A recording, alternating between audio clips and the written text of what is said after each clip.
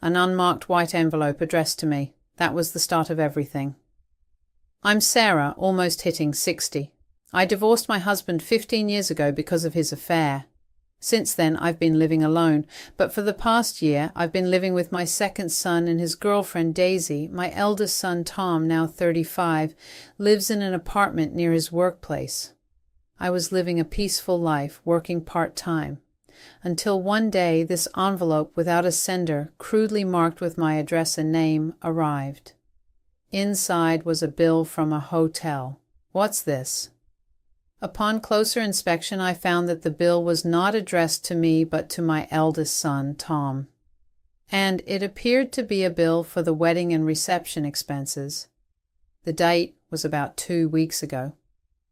What does this mean? Did Tom get married? Indeed, Tom had a girlfriend I met just once a few months ago. But at that time, there was no talk of marriage.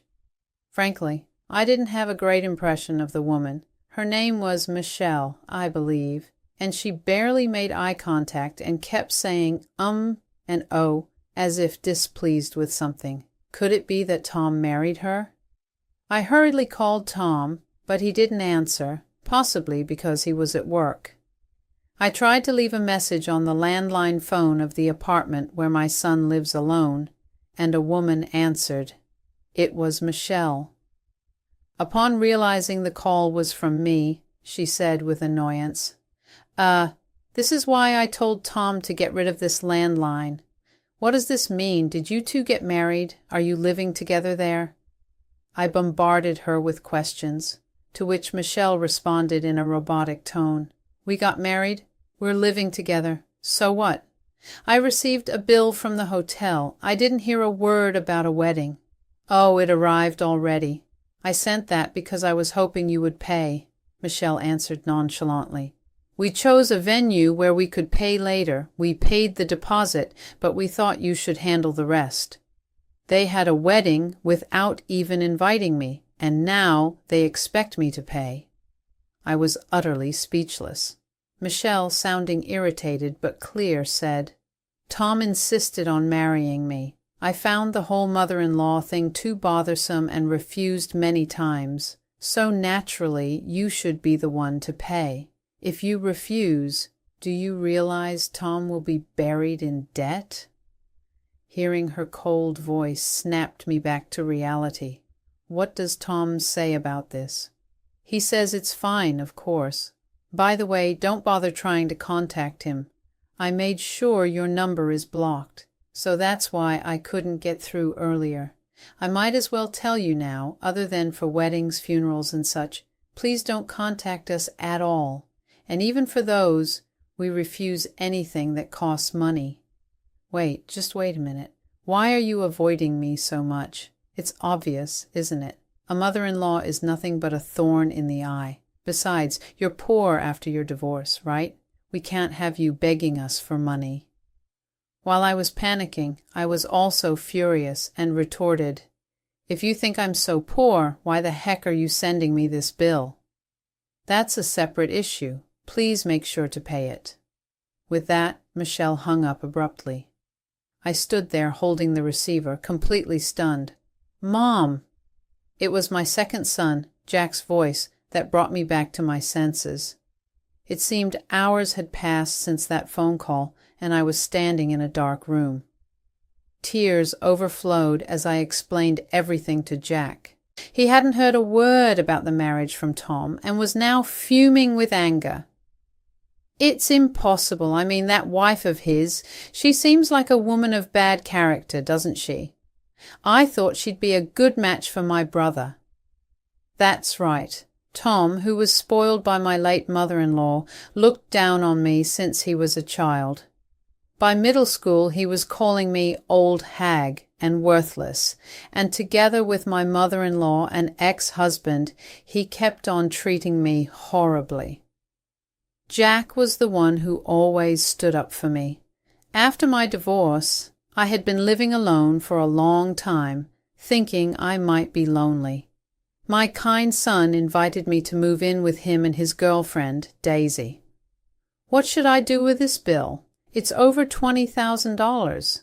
I could pay it with the alimony from my ex-husband, but I honestly don't want to use that money. I was thinking of saving it for your and Daisy's wedding, or for when you have kids.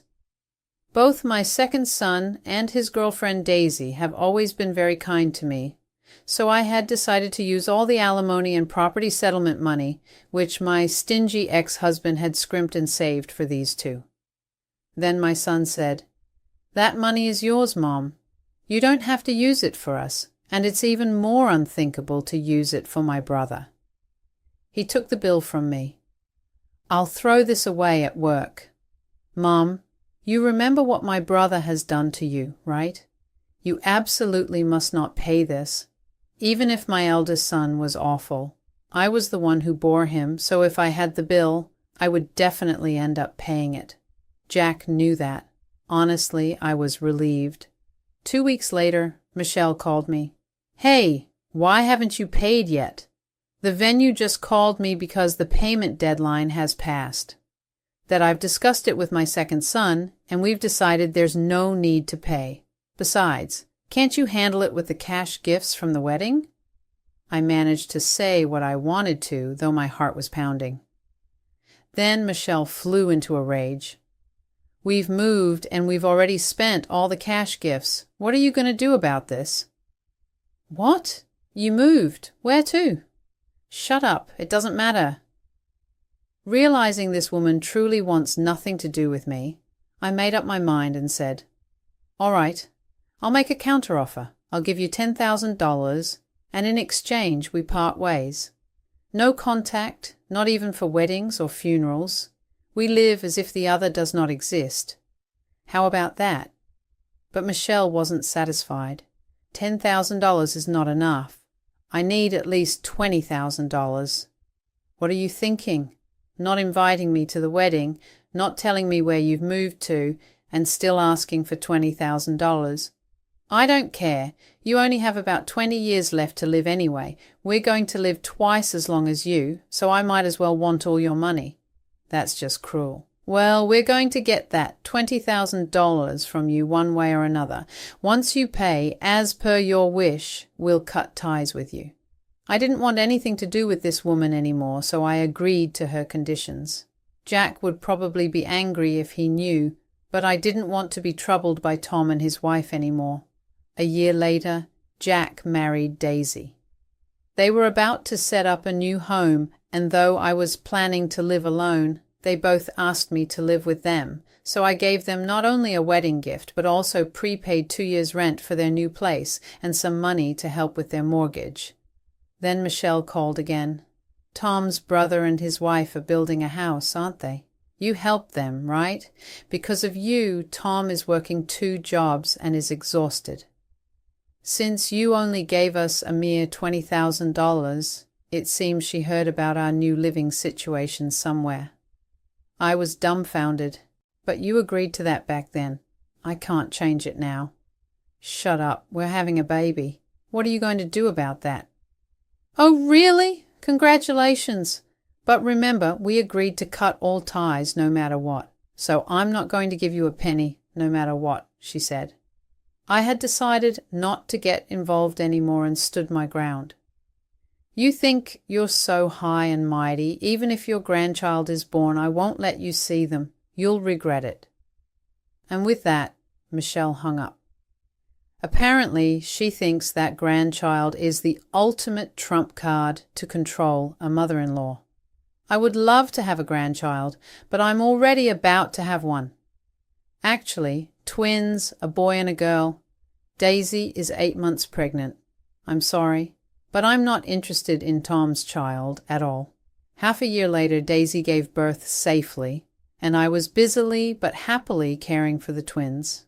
That's when I got an email with a photo from my eldest son, Tom. It seemed that Michelle had also given birth, and the photo showed a lovely baby with Michelle and Tom. But since we had already cut ties, it was none of my concern. When I kept ignoring it, Michelle called me, seemingly out of numbness. "Did you see the picture? Isn't it incredibly cute?" Yes, it is. So what do you want?" "Don't talk like that." I went out of my way to show you your grandchild, and it's your eldest grandson. You could at least send a congratulatory gift." "What? I thought we agreed no contact except for weddings, funerals, and such." "Well, yes, that was the agreement, but normally a parent would send a congratulatory gift or something." I knew it would come to this. No, I'm sticking to the agreement with you, Michelle. With that said, Michelle, seeming to realize it was futile, handed the phone to Tom. "That's the deal between you and Michelle, right? It's got nothing to do with me. Send me the celebratory money." "He's always been good at twisting logic. It's your eldest grandson, you know. Don't you think you should take care of him? According to Tom, how they treat their grandchild will determine how I'm treated in my old age. I really don't need you to worry about my old age." "Huh? You think you can rely on Jack, huh? With 2 kids of his own, do you really think he can take care of you in your old age?" "I'm not planning to rely on Jack and his family." "So what are you going to do? I know you didn't get much from Dad's alimony. Wouldn't it be better to cozy up to us now?" With an air of triumph, Tom said that to him. I replied, "Like I said, I'll be fine. I've been paying into a personal pension insurance since I was single. It's an old policy, so the rates are good. And I get about $800 every month starting this year. Plus, I've worked long enough to get about $800 in government pension, too. I can live on both combined." After hearing that, Tom seemed to be in shock. There was silence for a while before he sputtered, But that will be just enough. If nothing happens when you get older and your body breaks down, you'll come crawling to us for help." Then laughing, I answered, "Don't worry, I cancelled the life insurance where you were the beneficiary. I had taken out life insurance policies for Tom and Jack when they were born, with each of them as the beneficiary. I had cancelled Tom's to pay off that $20,000. There's plenty of money from the cancellation, so don't worry." "Cancellation? Are you serious? Pity, isn't it? If I hadn't cancelled it, you would have gotten about $100,000 when I pass away. No way. If you're going to blame someone, blame Michelle. She was the one who said to get the 220,000 from me by any means necessary. Actually, the cancellation refund was only about 50,000, so I had about 3,000 left. Not as much as to shock Tom, but there was no obligation to tell him the exact amount. Pleased with the silent shock on Tom's end, I hung up the phone. Afterward, it seemed Tom and Michelle had a huge fight.